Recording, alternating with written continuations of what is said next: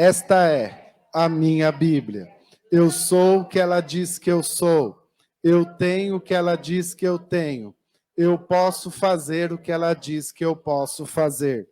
Hoje eu serei tocado pela palavra de Deus. Audaciosamente confesso que a minha mente está alerta e o meu coração receptivo. Estou pronto para receber a incorruptível, indestrutível, sempre viva semente da palavra de Deus e nunca mais serei o mesmo, em nome de Jesus. Amém. Evangelho de João, capítulo 6. Nós vamos ler um dos milagres de Jesus e com certeza Deus falará muito ao seu coração nesta noite. Que você saia daqui pleno da palavra de Deus, satisfeito. João capítulo 6.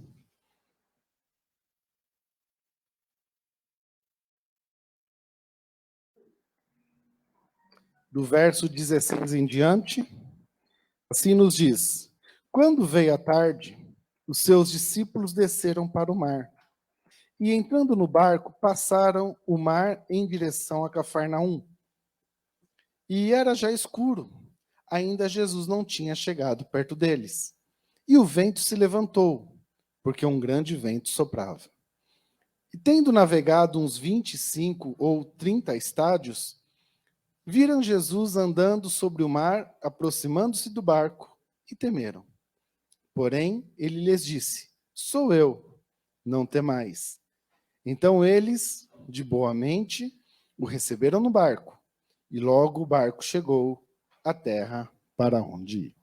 Até aqui. Pai de amor ao Senhor, nós, mais uma vez, colocamos diante do Senhor esta palavra que será ministrada. Mesmo sendo o mesmo texto para todos e para aqueles que assistem, que cada um seja atendido em sua necessidade, que todos sejam admoestados, exortados, que todos nesta noite sejam plenos, cheios da tua palavra. Que tu fales, ó Pai, na necessidade, na dificuldade, no que cada um necessita nesta noite. Só tu podes fazer isso, ó Deus, porque só tu sonda e conhece os corações aqui. Por isso que nós colocamos a palavra diante do Senhor. E que o pastor seja apenas um canal de Deus para trazer esta mensagem aos corações. Em nome de Jesus. Amém. Irmãos, este milagre ele está registrado no Evangelho de Marcos, capítulo 14, verso 22, também no Evangelho de Mateus, a partir do capítulo 14. E nós vamos ler ele em paralelo, para que nós possamos entender melhor. Então eu vou pedir o seguinte, que você que está perto de um familiar seu, os namorados também estão liberados para estarem do lado, né, desde que haja o consentimento dos pais. E um vai abrir no Evangelho de João, capítulo 6, o outro vai abrir no Evangelho de Marcos, também o capítulo 6. Os irmãos entenderam? Nunca fizemos isso. Primeira vez. 11 anos de ministério, nunca fiz isso.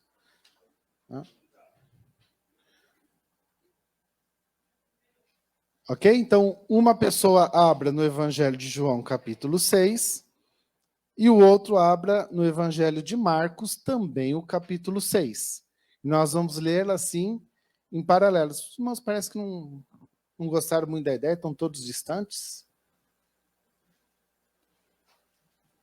Ok? Os irmãos conseguiram entender? Porque nós vamos ler. Então, para a gente não ter que ficar vai e volta, vai e volta, vai e volta, então já fica com as duas Bíblias abertas. Tá? Vamos entender o milagre, então? Primeiro, queridos, ele aconteceu no lago de Tiberíades. O lago de Tiberíades, ele é até os dias de hoje, um lugar muito baixo, onde para se chegar é uma região montanhosa, são muitos barrancos para chegar até onde tem água, e ele é redondo. Embora é chamado de mar, mas aqui no Brasil nós conhecemos como lago, ou lagoa, ou represa, né? Aqui no Brasil nós temos uma forma diferente de nos dirigir ao lugar. Mar para nós é somente o oceano, né? Lá em Israel, uma grande quantidade de água, porque lá falta água, né? Uma grande quantidade de água, mesmo sendo doce, é chamado também de mar. Tá? Então, o Mar de Tiberíades, esse grande lago, ele possuía, na sua maior extensão, de uma margem a outra, 12 quilômetros. E é exatamente aonde acontece o milagre, porque eles estão ao lado direito do mar, porque Jesus havia multiplicado 7 pães e 2 peixinhos ali nos versículos anteriores. Tá? Então vamos lá, verso 14 e verso 15 do Evangelho de João. João capítulo 6, verso 14 e verso 15, assim diz: Vendo, pois, aqueles homens o milagre que Jesus tinha feito, que foi da multiplicação de pães, diziam: Este é verdadeiramente o profeta que deveria vir ao mundo. Sabendo, pois, Jesus que havia de vir arrebatá-lo para o fazerem rei, tornou a retirar-se, ele só, para um monte. Então, quando Jesus acabou de multiplicar os 7 pães e os 5 peixes, toda aquela multidão que viu esse milagre acontecer, eles falaram: esse é o rei, esse é o Filho de Deus, esse é o Messias esperado que vai nos tirar das mãos do Império Romano. Então vamos entronizá-lo, vamos levá-lo para que ele monte um grande exército e traga livramento para nós. Jesus, verso de número 15, diz que ele sabia que eles viriam buscá-lo para isso. Mas Jesus também sabia que não era o momento, que ainda não era o momento dele se revelar como rei desta forma. Jesus, ele veio para libertar o povo do seu pecado, e não somente da mão do Império Romano, como eles imaginavam que o rei apenas viria para isso. Então Jesus, sabendo disso, que viriam e o entronizariam como rei, e o levariam para dirigir um exército. Então, ele diz aqui, o verso 15, que ele foi para um lugar sozinho. Ele se retirou. Ele foi lá para o monte orar, sozinho. Subiu a montanha, é uma região montanhosa, como nós já falamos, né? Ele subiu a montanha e ficou lá, sozinho, orando. Verso de número 16. E quando veio a tarde, os seus discípulos desceram para o mar. Então, quando veio a tarde? Quando é o fim da tarde em Israel? Quando que começa a escurecer? Às 17 horas. No relógio lá, né? Quando dá mais ou menos 17 horas, começa a escurecer, então a tarde vai se caindo, e nesse mesmo momento, Jesus fez um pedido para os seus discípulos, que está no Evangelho de Marcos, capítulo 6, e o verso 45. Agora você leia aí na outra Bíblia, que você deixou aberta, aí que tem uma pessoa aberta no Evangelho de Marcos. Marcos, capítulo de número 6, verso 45, que está relatando o mesmo milagre. Assim está escrito: E logo obrigou os seus discípulos a subir para o barco, passar adiante para o outro lado, a Betsaida, enquanto ele despedia a multidão. Então Jesus ia para Cafarnaum. Cafarnaum era do outro lado do lago.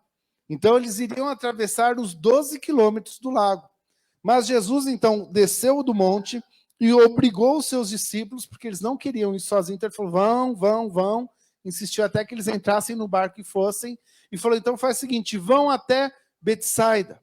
Betsaida fica a mais ou menos 3 quilômetros dali do lugar onde eles estavam, navegando pela costa.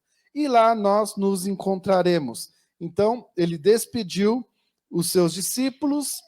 Diz aqui o verso 45, que ele voltou e despediu então a multidão. O período que ele ficou ali no monte orando, as pessoas ficaram ali embaixo, aguardando que ele retornasse. Então, verso 17 do Evangelho de João, capítulo de número 6. Assim diz: E entrando no barco, passaram o mar, então, em direção a Cafarnaum. e já era escuro, e ainda Jesus não tinha chegado perto deles. Aonde eles estavam aqui? Estavam ali em Betsaida. Aqui relata o momento que eles chegaram lá no porto de Betsaida. E chegaram lá, olharam ali para o porto ali, cadê o mestre? O mestre não veio. Ele combinou que 5 horas da tarde estaria aqui conosco, não veio. Diz aqui o texto que chegava à noite, então começou às 18 horas, começou a ficar escuro, e Jesus não estava lá aonde eles tinham combinado de se encontrar com Jesus. Verso 48 de Marcos, capítulo 6. Assim diz: e vendo que se fadigava a remar, porque o vento lhe era contrário, perto da 4ª vigília da noite, aproximou-se deles, andando sobre o mar, e queria passar adiante deles. Então nós vimos que quando eles chegaram ali em Betsaida, começou a ficar escuro, o vento começou a soprar, começou a levar o barco para o meio do lago de Tiberíades, e nesse mesmo momento que nós vemos aqui no verso 48, Jesus viu que eles estavam ficando cansados de tanto remar, porque eles remavam numa direção, o vento empurrava o barco para o outro lado. Eles remavam a outra direção, o vento empurrava o barco para o outro lado. E não haja braço que aguente isso, né? Haja braço. Nem acho que o Schwarzenegger lá conseguiria remar tanto assim e tanto tempo, porque o verso 48, ele diz aqui, se eu não me engano, que foi na 4ª vigília da noite. A noite começava às 6 da tarde, e cada vigília tinha 3 horas. Então, a primeira vigília era das 6 às 9. Das 9 à meia-noite, a segunda vigília. Da meia-noite às 3 da manhã, a terceira vigília. E a 4ª vigília era entre 3 e 6 da manhã. E lembrando que eles estavam no barco desde as 6 da tarde, remando para tentar atravessar um pequeno lago. Então eles estavam há 10 horas remando, e nada conseguiam. Remavam e o vento empurrava.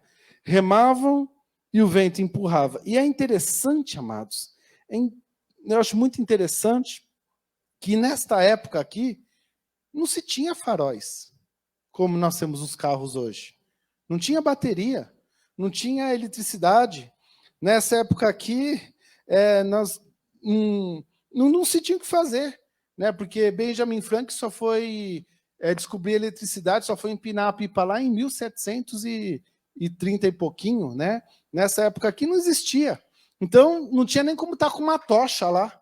A tocha estaria apagada.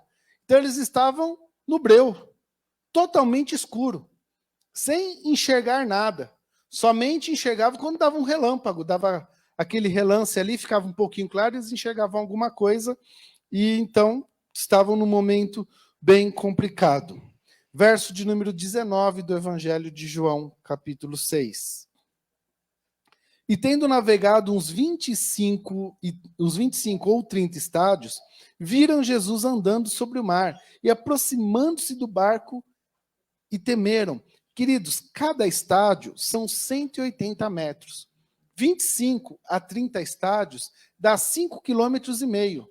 Eles estavam no meio do mar, há 10 horas, remando, e o vento impelindo contra eles, na escuridão, sem Jesus. O que você acha que esses homens pensam? O que você pensaria se você estivesse nesse barco? Se você fosse um desses 12? Acabou. A vida acabou aqui. No colete salva-vida não existe. É que nem o pessoal que estava lá no Titanic. A vida acabou aqui. Não tem o que fazer daqui para frente, né? Só não tinha um iceberg, né, no caminho. Mas o resto aqui, a história é um pouco similar. Acabou. Só que, de repente, entre um raio e outro, entre um trovão e outro, entre uma claridade e outra, tinha alguém andando ali sobre as águas. Alguém que desceu do monte, entrou no mar e começou a caminhar. Amados, com o pânico que aqueles homens estavam vivendo, não tinha como eles pensarem em outra coisa. Não tinha como pensar em outra coisa. Vamos ver aqui, Marcos capítulo 6, o verso 49. Diz assim: mas quando eles viram andar sobre o mar, pensaram que era um fantasma. E como eles reagiram? Com grandes gritos. Com grandes gritos. Com certeza. Não tinha como pensar outra coisa. Começaram a gritar, desesperado. Talvez um ou outro pulou do barco, ficou ali do lado de fora. Começaram a gritar, começaram a ficar desesperados com o que estava acontecendo. O pânico estava tomando conta deles. Mas no verso de número 20, do Evangelho de João, capítulo 6, Jesus fala: não precisam ter medo, sou eu. Não precisam ter medo, sou eu. E o verso 21 diz que no momento em que Jesus entra no barco, houve ali grande bonança. Deu para os irmãos entender por que nós precisávamos do paralelo? Eles contam a mesma história, mas cada escritor dá um detalhe diferente. E agora eu peço que você vá para Mateus, capítulo 14. Porque somente Mateus fez um relato que acontece nesse mesmo acontecimento. Somente Mateus escreveu. Capítulo 14, verso 27 em diante. Jesus, porém, lhes falou logo, dizendo: tende bom ânimo, sou eu, não temais. E respondeu Pedro e disse: Senhor, se és tu, manda ir ter contigo por cima das águas. E ele disse: vem. E Pedro, descendo do barco, andou sobre as águas para ir ter com Jesus. Mas, sentindo o forte vento, teve medo. E, começando a ir para o fundo, clamou, dizendo: Senhor, salva-me. E logo Jesus, estendendo a mão, segurou e disse: homem de pequena fé, por que duvidais? E quando subiram para o barco, acalmou o vento. Amados, voltando para o Evangelho de João, capítulo 6, nós vamos usar ele. Eu vejo, entendo algo, digamos assim, alguns pontos que eu acho muito interessante nesse milagre, nesse acontecimento, eu gostaria de comentar com os amados nessa noite. O primeiro é que Jesus, ele age em nossas vidas, sim, como agiu aqui na vida dos discípulos, mas ele age no momento em que ele entende ser oportuno, não no momento que nós precisamos, no momento que ele entende que é oportuno. Observe o verso de número 15, do capítulo 6, do Evangelho de João. Diz ali que Jesus sabia da intenção do coração das pessoas que iam ter com ele. Então, Jesus sabia o que iria acontecer naquele mar. Jesus sabia o que ia acontecer naquela travessia. Jesus sabia que aquele vento viria. Mas mesmo Jesus sabendo, ele não entrou no barco com os discípulos. Diz o texto que nós lemos que ele ficou ali em cima do monte, os observando. Está lá em Marcos capítulo 6, verso 48. Marcos 6, 48. Está lá escrito: Jesus estava no monte os observando por 10 horas, enquanto eles remavam. Enquanto eles tentavam e o vento soprava contra eles. Enquanto eles estavam com medo. Enquanto eles estavam clamando, talvez, ao Deus dos céus por misericórdia. E naquele momento, Jesus ficou por 10 horas observando a dificuldade daqueles homens, sem agir na vida deles. Sem agir. Porque Jesus, ele age no momento que realmente é oportuno. O fato de nós sermos discípulos de Jesus, crentes, salvos, pessoas de Deus, não faz uma relevância para o agir de Deus em nossas vidas. Não faz. Davi escreve assim no Salmo 40, verso número 1, esperei com paciência pelo Senhor. E quem era Davi? Muito mais do que nós. Homem segundo o coração de Deus. Deus não agiu na vida dele no momento em que ele precisou e o que ele pediu. Deus agiu na vida de Davi, mas no momento que Deus entendeu ser oportuno. Que o conhecimento e a sabedoria de Deus mostrou que era o momento de Deus agir. Então é algo que nós precisamos ter em nosso coração. Nós oramos? Sim. Clamamos? Sim. Mas aguardamos o agir de Deus. E qual deve ser, então, a nossa atitude em meio a uma dificuldade ou em meio a uma tempestade que se levante em nossa família, em nossa casa, ou em nosso trabalho, ou em nossa vida financeira, ou em nossa vida sentimental? Qual deve ser a nossa atitude? Orar, esperar e confiar. Deus vai agir, mas não na hora que nós queremos, no momento em que Ele entender que é o momento certo e que é o momento oportuno. Do mais, é confiar. Confiar no poder, na graça e no amor dEle.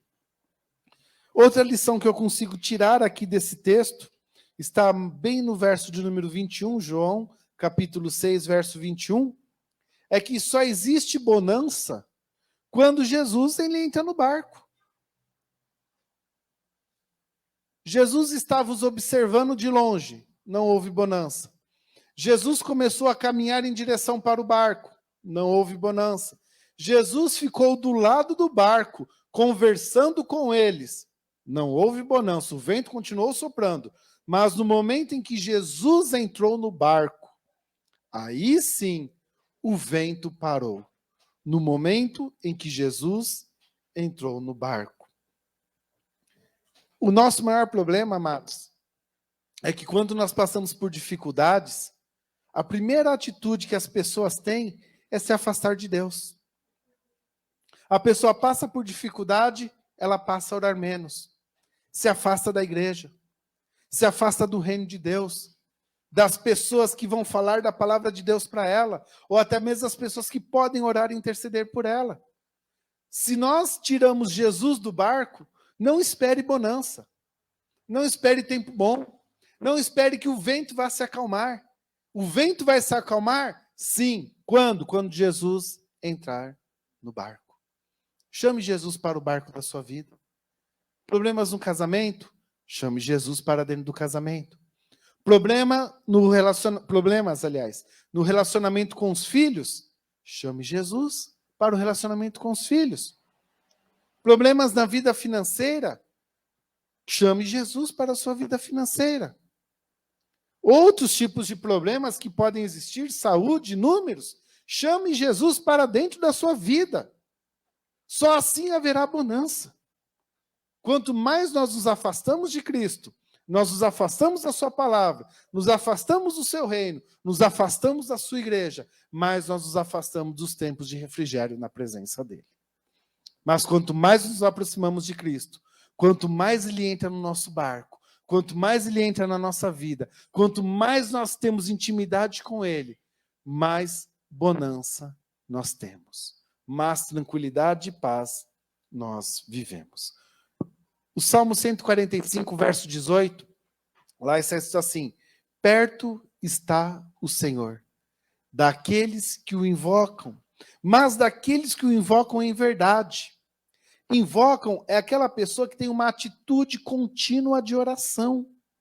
Uma atitude contínua. E uma atitude em verdade. Ele não ora apenas para receber alguma coisa de Deus. Ele ora porque a vida dele, ele tem a oração como estilo de vida. Invocam em verdade. É algo pessoal. Não de interesse pessoal, mas algo pessoal, um relacionamento pessoal com Deus. Que nós possamos desenvolver. O problema das pessoas é que elas querem desenvolver muitas vezes um relacionamento com Deus no meio do problema. No meio do problema. Outro dia estávamos atendendo juntamente com o irmão Lúcio, acho que alguém que mora ali perto da casa do irmão Lúcio, estava com problemas familiares. Familiares, né, irmão Lúcio? E nós oramos por ele. E falamos para ele: querido, para você consertar a sua vida, depois que ouvimos todo o problema, nós falamos para ele: é um passo de formiga. Você primeiro precisa se converter. Depois, conhecer a palavra de Deus. E depois, aplicar a palavra de Deus na sua vida e na sua família. Se nós orarmos aqui, nada vai acontecer. Porque precisava de uma atitude dele e uma atitude da família dentro da palavra de Deus. E como eles iam ter atitude se não conhecem? Então nós precisamos, queridos, invocar a todo tempo, daqueles que o invocam, atitude contínua. Outro ponto importante, que eu acho muito interessante aqui, nesse agir de Deus aqui em nossas vidas, e você pode ir indo para Mateus capítulo 18, que nós vamos ler um versículo ali em Mateus capítulo 18, é que Jesus, ele agiu na maior simplicidade do mundo. O problema era gigantesco. O problema era gigantesco. Se Jesus não agisse ali, eles iam morrer. Eles iam perder a vida. Já tinham perdido as forças. Não tinham o que fazer, não tinha saída. Não tinha saída. O problema ali era enorme. E Jesus agiu da forma mais simples possível. Jesus não chegou lá e falou assim, ó, agora liguem as câmeras, que nós vamos gravar aqui o maior milagre. Acendam as luzes do céu. Coloca o sol para brilhar aí, que nós vamos fazer aqui um grande milagre e nós vamos divulgar. E filma aí que nós vamos colocar esse milagre na rede social, na televisão, no YouTube, no Facebook, para que todo mundo veja o poder que eu tenho. Jesus não fez dessa forma. Jesus, ele entrou no barco, sentou no barco, conversou com eles e o milagre aconteceu. Ele nem levantou a mão e falou assim, para vento, para mar, e acontece isso, acontece aquilo, e relâmpago aqui, relâmpago ali, mostrando o grande poder que ele tinha. Não, ele mostrou o seu grande poder na maior simplicidade, entrando e sentando juntamente com eles. Mateus 18, verso 3, assim diz, Jesus falando, em verdade vos digo que se não vos converterdes e não vos fizerdes como crianças, de modo algum entrarei no reino dos céus. E o 4, portanto, aquele que se tornar humilde como esta criança, esse é o maior no reino dos céus. Não é estrondando, aparecendo, isso não faz parte do reino de Deus. Estrelas, né? Porque a gente canta bem, porque a gente toca bem, porque a gente prega bem, quem sabe, quem dera, se fosse uma verdade, né? Então a gente precisa de luz, a gente precisa de palco, a gente precisa disso, aquilo. Não, queridos. O reino de Deus é algo simples. É um trabalhar no coração do homem. É libertar o homem do pecado. Isso é o reino de Deus. E é assim que Jesus nos ensina nesse milagre. Simplesmente entrou no barco, sentou no barco e ali o milagre aconteceu. Quarta lição que eu tiro desse versículo, o horário foi passando, e nós vamos parar aqui no quarto. O objetivo desse agir de Jesus na vida dos homens foi tão simples que ninguém viu, somente aqueles 12. Não tinha público. A multidão estava em outro lugar. Né? Quando nós lemos a continuação do capítulo 6 do Evangelho de João, você vai ver que quando Jesus ele chega no outro dia de manhã, quando eles chegam lá na praia em Cafarnaum, lá estava a multidão lá esperando, porque viram os pães e os peixes sendo multiplicados. Mas qual o objetivo, então, que João, aqui no capítulo 6, ele relata esse milagre? É muito interessante que em toda a Bíblia, nos 4 evangelhos e distribuídos por eles, nós temos 42 milagres registrados de Jesus. 42. Diferentes. Porque muitos se repetem, como esse, nós lemos aqui em 3 livros diferentes. Mas interessante que João, ele relata apenas 7 milagres. Só 7. De todos os 42 que nós temos em todo o Evangelho, João relata apenas 7. O primeiro é água em vinho. O segundo é a cura de um oficial. O terceiro é o paralítico lá no tanque de Betesda. O quarto é a multiplicação de 7 pães e 2 peixes. E o quinto é este milagre. Mas João, ele escreve assim, lá no final do seu evangelho, capítulo 21.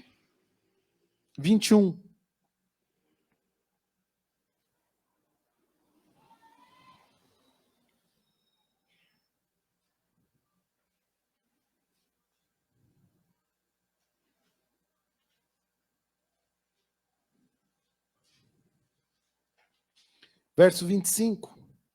Assim João escreve lá no final. Há, porém, ainda muitas outras coisas que Jesus fez. E se cada uma das quais fosse escrita, cuido que nem ainda no mundo todo poderia conter os livros que se escrevessem. Jesus, ele fez muito mais. João 21, 25. Ele fez muito mais. Mas João, ele seleciona 7 milagres para relatar aqui no seu evangelho.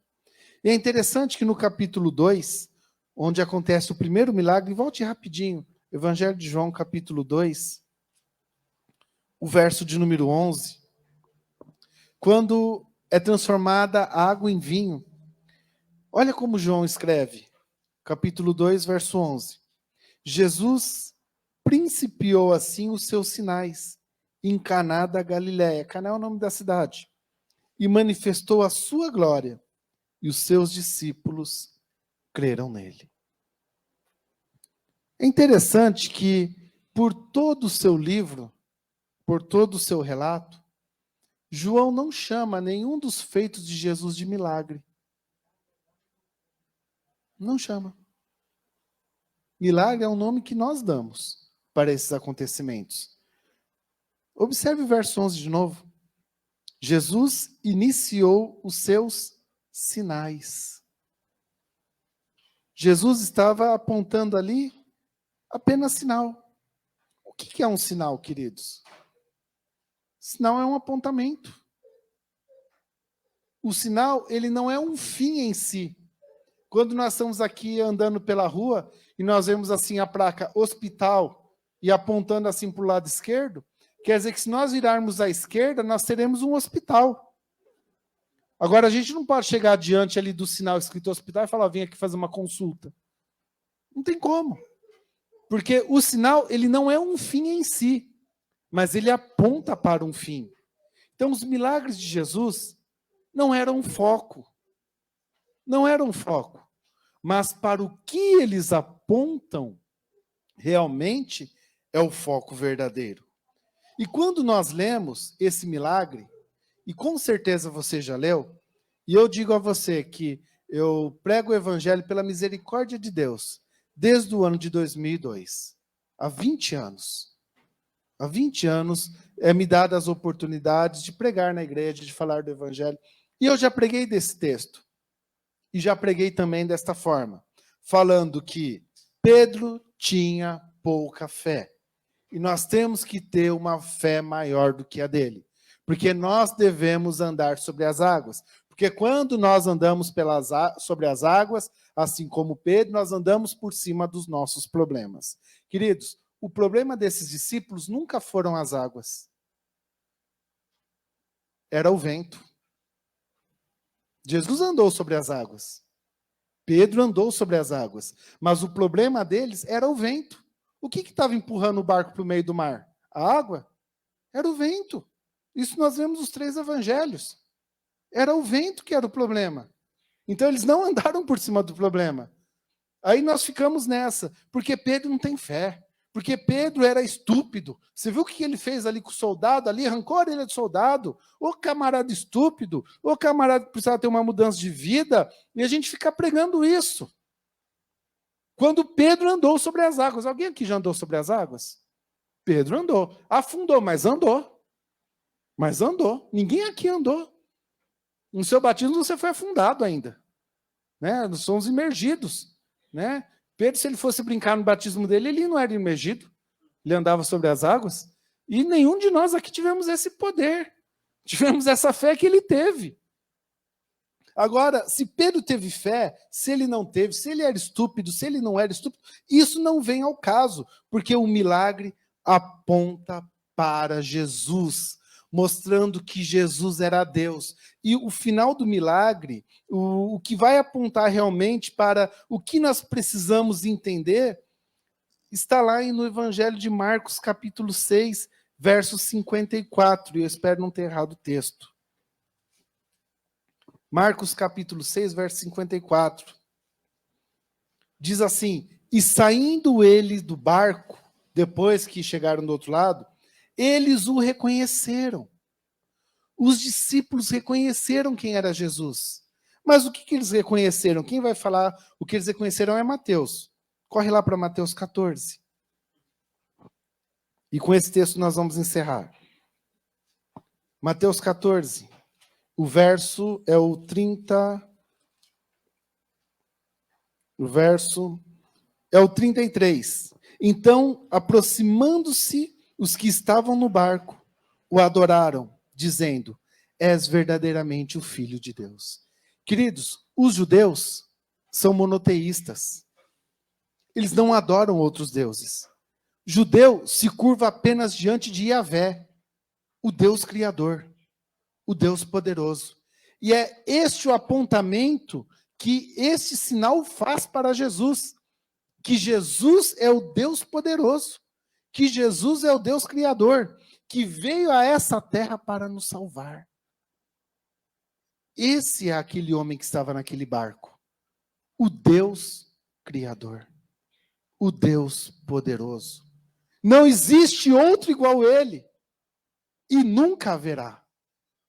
Somente ele é o Criador, o Senhor de todas as coisas. Então, amados, o que nós aprendemos? O que eu consigo aprender aqui no Evangelho de João, capítulo 6? Primeiro, que Jesus ele é tão Deus, mas tão Deus mesmo, que ele sabe o momento certo de agir na minha vida. Algo que eu mesmo não sei, mas ele sabe. O que eu aprendo também? Que quando eu tenho o Deus Criador no barco da minha vida, eu vivo a maior bonança desse mundo, sem fazer estrondo algum.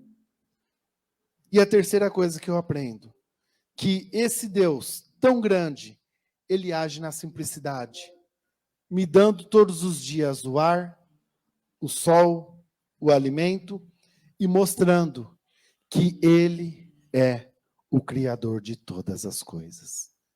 E não existe outro. É o que eu consigo aprender nesse milagre. Eu espero ter tentado, pelo menos tentei, trazer algo para você nesta noite. E que você possa sair daqui nesta noite, sabendo que ele é o poderoso, que ele é o Deus Criador, e que igual a ele não existe. Por isso que nós cantamos, por isso que nós louvamos, por isso que nós o exaltamos. Feche seus olhos, fique de pé comigo nesse momento. Pai Santo, obrigado, Pai Santo, por esta noite. Obrigado, Pai Santo, pela tua palavra que move os nossos corações. Obrigado pela tua palavra que me mostra o quanto Jesus é o verdadeiro Deus Criador. O quanto Jesus é o Salvador. E o quanto eu preciso dele na minha vida. O quanto eu preciso de ti, Pai Santo, mudando e transformando o meu ser. Pai, eu entendo nesta noite que o agir do Senhor é no teu momento na minha vida. Eu entendo nessa noite que eu preciso que o Senhor esteja em todas as áreas da minha vida para que haja grande bonança. E eu entendo, Pai, que o Senhor age em toda a simplicidade, me livrando e me protegendo. Que nós possamos sair daqui, ó Pai, com esta mentalidade e crendo, depositando a nossa fé no Deus Criador de todas as coisas. Em nome de Jesus. Amém. Vamos cantar, queridos? Vamos cantar a canção que fala exatamente que não há outro igual como ele. Não há outro igual, somente ele é poderoso. Somente ele é digno. E por isso que nós vamos exaltá-lo e louvá-lo cada dia mais. Os vocais.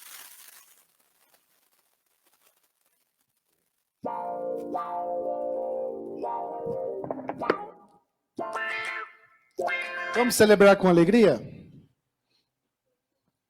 Isso.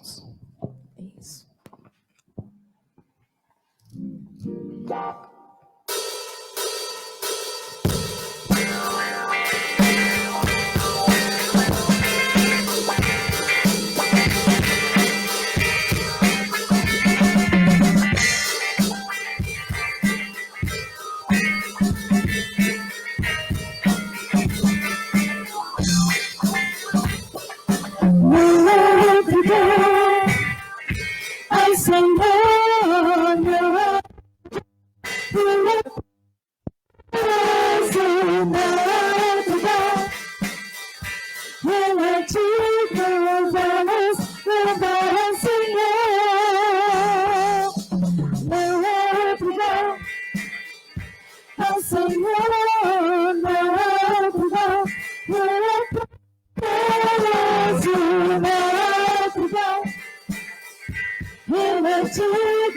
vamos levar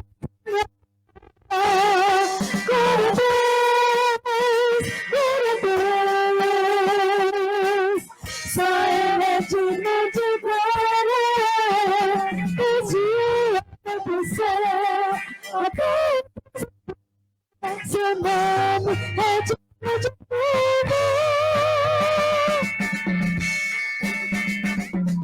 não é outro igual ao Senhor, não é outro igual, ele é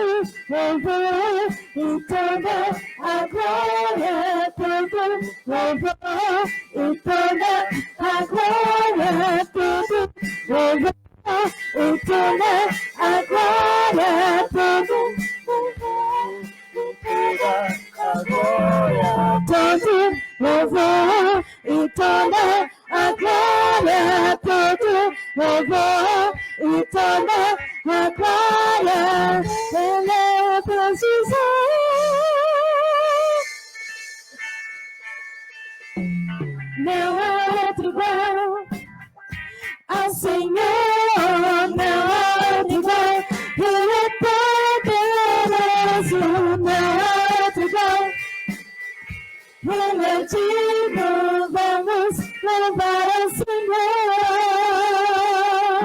vamos louvar ao Senhor, vamos louvar ao Senhor.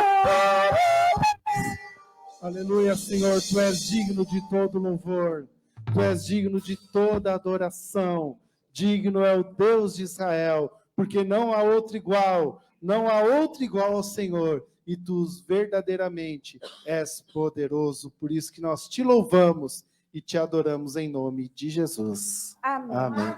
Quem não